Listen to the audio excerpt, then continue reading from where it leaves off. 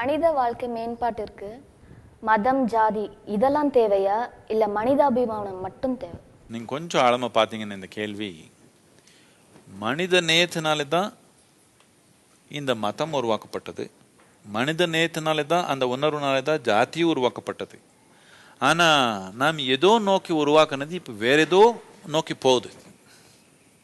இப்போது ஜாதி எப்படி மனித நேயமாக இருக்க முடியும், மதம் எப்படி மனித நேயமாக இருக்க முடியும்னு எதுக்கு நமக்கு இந்த கேள்வி வந்துடுச்சுன்னா, இதெல்லாம் மனித குலம் பிரிக்கிற மாதிரி ஒரு சூழ்நிலை ஆயிடுச்சு. இப்போ மதத்தினால மனிதர் எல்லாம் பிரிஞ்சு போனாங்க. எந்த மாதிரி பிரிஞ்சு போனாங்கன்னு சேர்த்துவே முடியாது என்னமோன்னு கவலை ஆகுது. அப்படி பிரிஞ்சுட்டாங்க.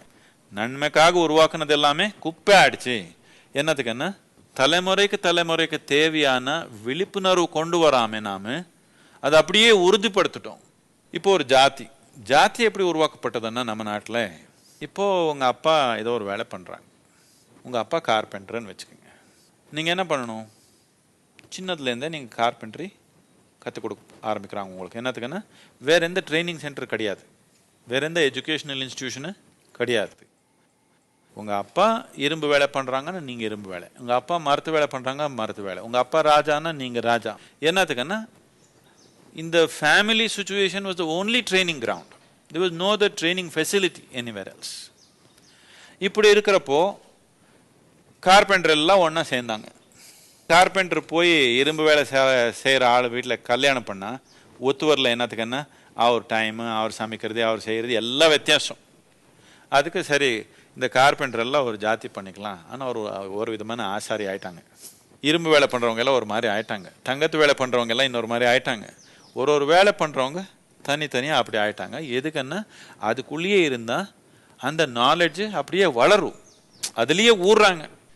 இப்போ நீங்கள் டாக்டர் ஆயிருந்தா டாக்டர் கூடயே சேர்ந்துக்கணும். இப்போ கூட அப்படி ஆகுது. இப்போ கூட பல விதமான ஜாதி வருது. என்ஜினியர்ஸ் எல்லாம் ஒன்றா சேர்ந்துக்கிறாங்க, டாக்டர்ஸ் எல்லாம் ஒன்றா சேர்ந்துக்கிறாங்க. எதுக்கு? அவருக்குள்ளே இருந்தால் தான் அவருக்கு அவருடைய திறமை வளருது. இது நம்ம ஆர்கனைஸாக உருவாக்கணும். கார்பெண்டர்லாம் ஒரு கூட்டமாக இருக்கட்டும், இரும்பு வேலையெல்லாம் ஒரு கூட்டமாக இருக்கட்டும், இவரெல்லாம் இப்படி இருக்கட்டும்னு உருவாக்கணும். இது ரொம்ப நல்ல ஒரு அரேஞ்ச்மெண்ட்டு.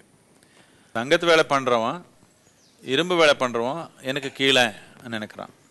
எப்போ நான் செய்கிறது மேலே, இன்னொருத்தர் செய்கிறது கீழே நாம் நினைக்க ஆரம்பிச்சிட்டோம், வித்தியாசமாக இருந்தது எல்லாமே பாகுபாடாக மாறிடுச்சு.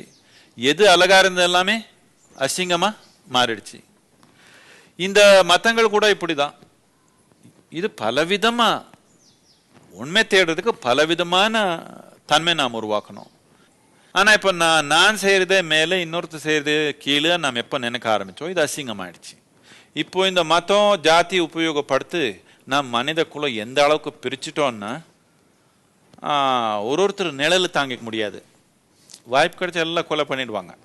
கொஞ்சம் சட்டம் எல்லாம் இருக்குதுன்னா சும்மா இருக்கிறாங்க. இல்லைன்னா உணர்வு இருக்குது. நாம் இது சரிப்படுத்தலைன்னா, இப்போ நம்ம பக்கத்தில் நடக்குதா இல்லையா, நம்ம பக்கத்து தேசத்தில் நடக்குதா இல்லையா டெய்லி, அது இங்கே வருது. எவ்வளோ நேரம் நினைக்கிறீங்க? எது நம்ம வாழ்க்கையில் அழகாக இருக்குதோ அது நம்ம கவனமாக பார்த்துக்கலன்னா அது எல்லாமே அசிங்கமாயிடுமா இல்லையா? அவ்வளோதான் இருக்குது. இது எல்லாமே என்னத்துக்குன்னா, வித்தியாசங்களை உணராமே நம்ம பாகுபாடாக பண்ணி போட்டிருக்கிறோம். காதல் என்றால் என்ன? இதுக்குள்ள புரிஞ்சிருக்கணுமே. யாரும் வாய்ப்பு கொடுக்கல உங்களுக்கு. நம்ம சாமான்யமாக இது பல விதமாக புரிஞ்சுக்கலாம். ஆனால் இது கொஞ்சம் ஆழமாக பார்த்தீங்கன்னா, அடிப்படையாக இந்த காதல்ன்றது ஒரு மனிதனுக்கு ஒரு ஆழமான, ஒரு மகிழ்ச்சியான, ஒரு ஆனந்தமான உணர்வாக இருக்குது. தூண்டுதல் எப்படியோ நடந்திருக்கலாம். ஆனால் அடிப்படையாக காதல்னா ரொம்ப ஆழமான ஈடுபாடு. இது சாமான்யமாக நாம் காதல்னா வெறும் ஆண் பெண்ணுக்கு நடுவில் வர ஈடுபாடுக்கு மட்டும்தான் சொல்லிக்கலாம். நான் சொல்கிறதுன்னா, இது வெறும் ஆண் பெண்ணுக்கு நடுவில் மட்டும் நடக்க தேவையில்லை, ரொம்ப ஈடுபாடு. இப்போ நாம் எப்போ இவர் காதல் இருக்கிறோன்னு சொல்கிறோம், ரொம்ப நமக்கு ஈடுபாடு வந்துடுச்சு. எந்த அளவுக்கு ஈடுபாடுன்னா, நானன்ற தன்மை குறைஞ்சு போச்சு. இங்கிலீஷில் இதுக்கு டெர்மினாலஜி கொஞ்சம் கரெக்டாக இருக்குது. என்னென்னா, இதுக்கு நம்ம ஃபாலிங் இன் லவ்னு சொல்லுவோம். கொஞ்சம் விழுந்ததான், நானன்ற தன்மை கொஞ்சம் விழுந்ததான். நானன்ற தன்மை இப்போது நீங்கள் தனியாக இருக்கிறப்போ எல்லாமே நான் தான், நீங்கள் தானே உங்கள் வாழ்க்கையில் ஹீரோ. இப்போ காதல் ஆயிடுச்சுன்னா நீங்கள் ஹீரோ இல்லை, வேற யாரோ நமக்கு மேல இன்னொருத்தர் நமக்கு முக்கியமாயிட்டாங்க நம்ம வாழ்க்கையில்.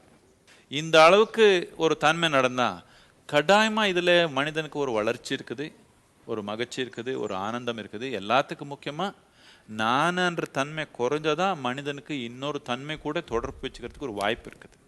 நான் எனக்கு என்ன கிடைக்க போகுதுன்ற கவனமே எனக்கு இல்லாம போயிடுச்சு, அப்போதான் காதல். இல்லைன்னா மியூச்சுவல் பெனிஃபிட் ஸ்கீம். நிறைய பேர் மியூச்சுவல் பெனிஃபிட் ஸ்கீம்க்கே காதலை நினச்சிக்கிறாங்க. நீ இது கொடுத்தா நான் அது கொடுப்பேன், நீ அது கொடுத்தா நான் இது கொடுப்பேன், நீ அது கொடுக்கல நான் இது கொடுக்க மாட்டேன். இது மியூச்சுவல் பெனிஃபிட் ஸ்கீம் தானே, இது விவகாரம். இந்த விவகாரம் காதலாக சாமானியமாக மக்களை அவருக்குள்ளே ஏமாத்துக்குவாங்க, இன்னொருத்தர் ஏமாத்துவாங்க.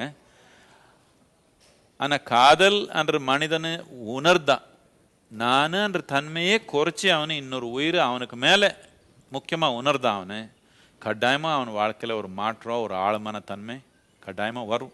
லவ்னு வந்து there were many people falling into love as you told. They keep falling in, falling out. That's different. Yeah.